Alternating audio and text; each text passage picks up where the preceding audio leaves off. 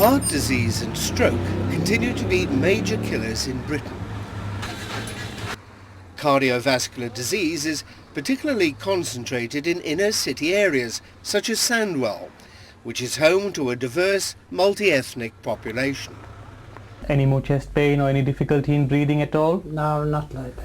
Good. And you've been The taking reasons tablets for regularly? excess cardiovascular risk in Sandwell and the Black Country is due to increased rates of diabetes, high blood pressure, obesity and high cholesterol, factors that increase the risk of heart attacks and stroke.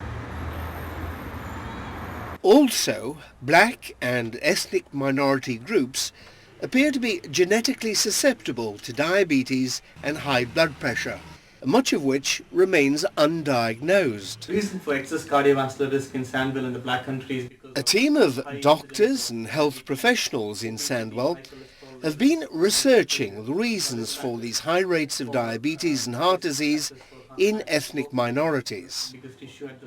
Dr. Elizabeth Hughes is the consultant physician who led this research.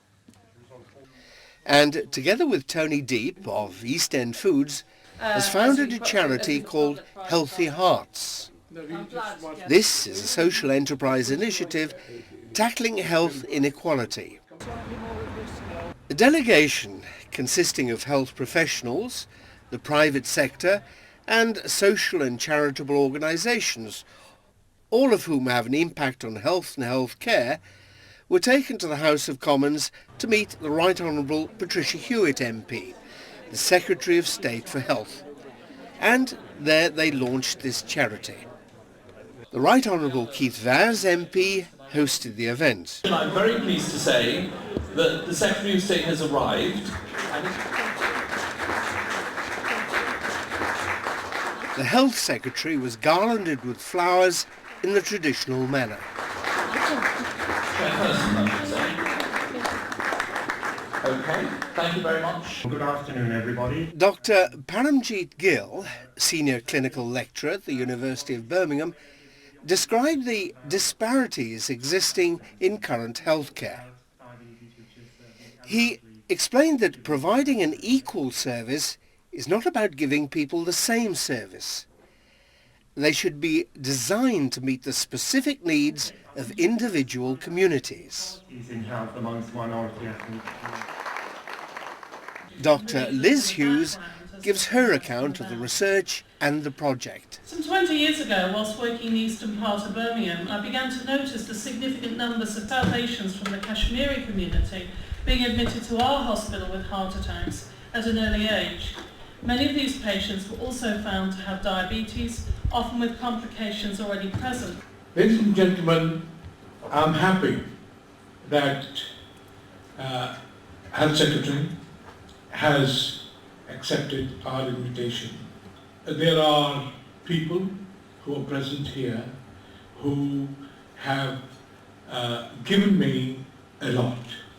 So it's important that I give back to the society. Then came the visual presentation. The increased burden of heart disease and stroke among migrant communities in Britain is a key government focus. Dr. Liz Hughes, a consultant physician, is experienced in treating patients from various ethnic backgrounds. Cardiovascular disease is the leading cause of death in Britain today, some 238,000 deaths annually, but the burden is much greater among the country's ethnic minorities. Heart disease rates are 50% higher in the country's South Asian community. Not only is the burden of disease much greater in South Asians, but they die earlier and have more complications from this disease. Rates of stroke are also much higher in South Asians, but are particularly prevalent in people originating from Africa and the Caribbean, and also in Irish communities. This high mortality from heart disease and stroke is due to the damaging effects of diabetes and high blood pressure, which are prevalent in South Asian and Afro-Caribbean groups. Health inequalities have been appreciated for decades now, and one of the main drivers for this within ethnic minority communities is cardiovascular disease and diabetes. Most of the South Asian patients who had a stroke didn't understand they had a stroke. The problem and the reason for this is the communication gap between the patients and the healthcare system and the illiteracy. If you want your cholesterol checked, you have to spend a lot of time booking appointment with surgery, waiting for a blood test, waiting for a consultant, and it will be very difficult if there are language barrier. Most migrant communities living in Britain have experienced a large lifestyle change, the effects of which we're now seeing through these very high rates of cardiovascular disease. In our own research, we compared Indian migrants living in this country with their contemporaries still living in rural India, and what we found was that with migration there were high levels of blood pressure, more obesity and higher serum cholesterol, and altogether there were more complications of diabetes. The Healthy Hearts team at Sandwell have addressed these problems by developing a centre to screen for diabetes, obesity, cholesterol and blood pressure. They've taken healthcare out to the community, led by a team of health professionals who measure the risk factors. Importantly, the team uses multilingual staff who can explain the nature of the screening and the follow-up action needed. In the Healthy Heart project, you will get an interpreter, so you can come to the center, you can discuss your health issue, and you can ask for information in your own language. When we measure the blood pressure in the Healthy Heart community screens, we follow strict guidelines as provided by the British Hypertension Society. To obtain accurate readings, we try to get patients to sit and relax. What is different and important about the Healthy Heart project is that patients are able to see a doctor in a controlled environment in which they can discuss their hypertension and diabetes issues.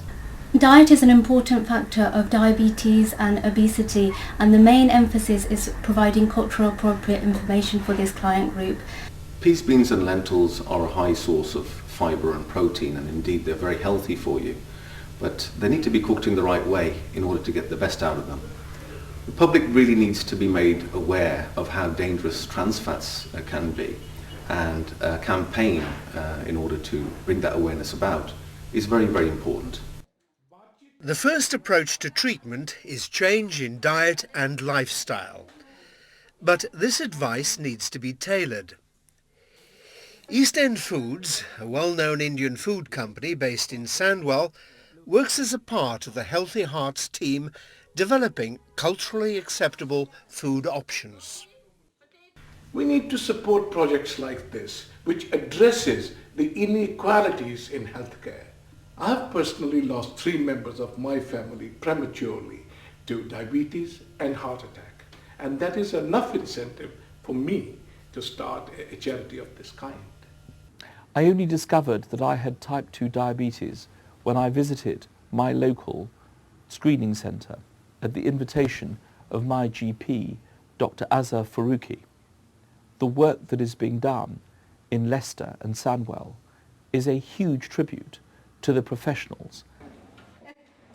However, it is difficult to change people's eating habits.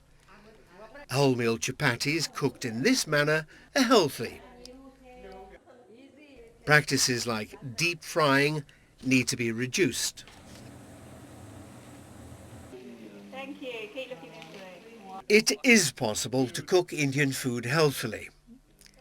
We asked David Miliband, the Secretary of State for Environment and Food, to cook a curry for us using healthy ingredients.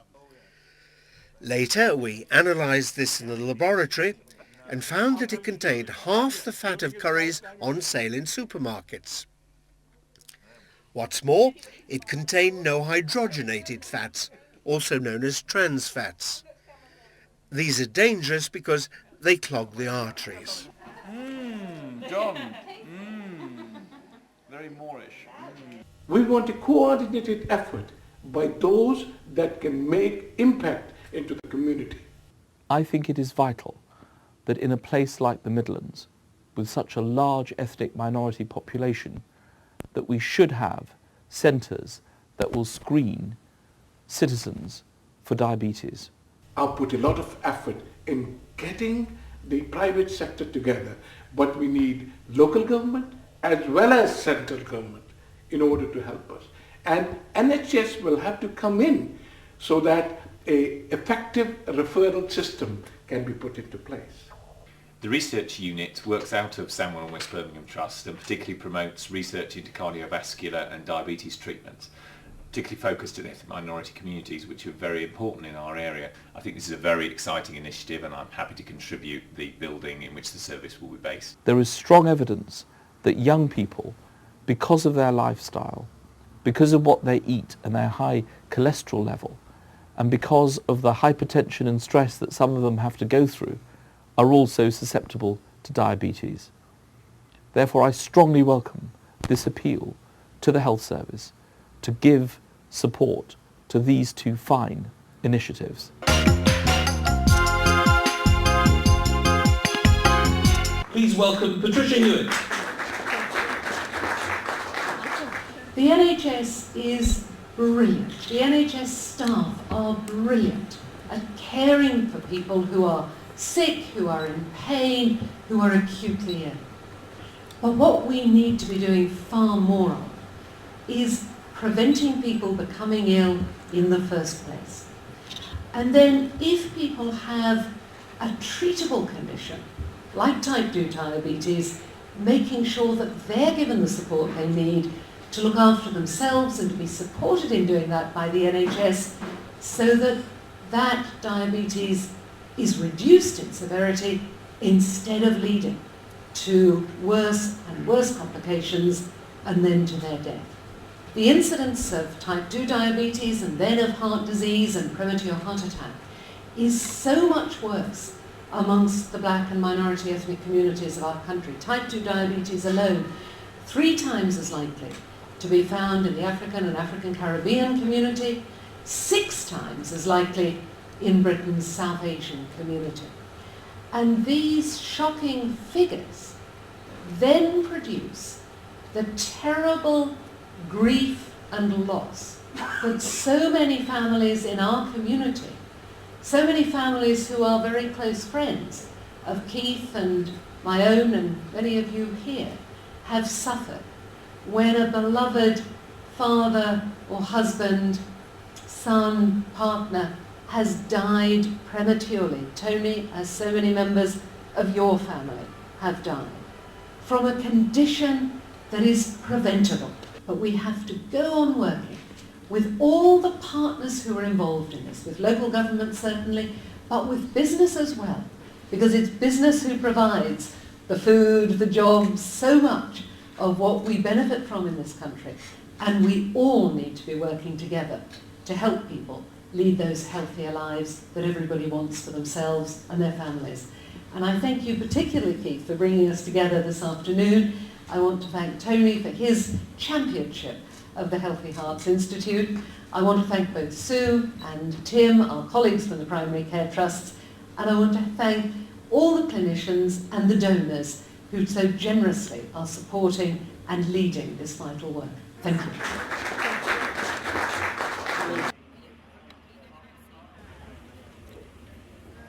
Healthy Hearts has been actively screening members of the local communities for diabetes, blood pressure and cholesterol levels. It is a Sunday morning. Fans and members of the management of West Bromwich Albion Football Club come in for a free health screen. A club member comes in and a health screening process is explained to him, after which he completes a consent form. His weight, height, waist and hip measurements are taken. A nurse takes full details and acquaints herself with a brief medical history of the participant. Blood pressure is taken as per British hypertension guidelines. Glucose level is also taken. A full cholesterol profile, liver and kidney function tests are also checked, and the results are given within 2 minutes.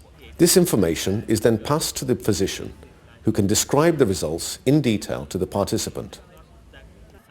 Importantly, the results are used to calculate the risk estimates.